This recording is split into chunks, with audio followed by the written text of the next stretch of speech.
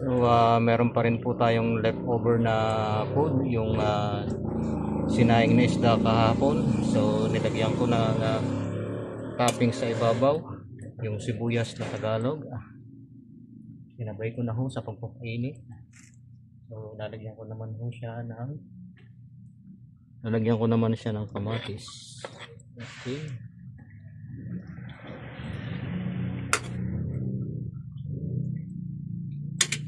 So ipa-partner po natin siya sa ating nilutong gulay. Okay.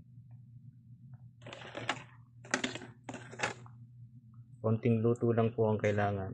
Okay. Para medyo creative ang ating pagkain.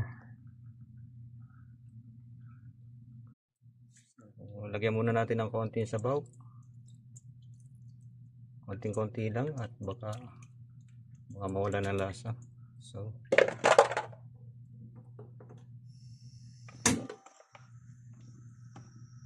So unlimited po ang kanyang patis. Bali paapat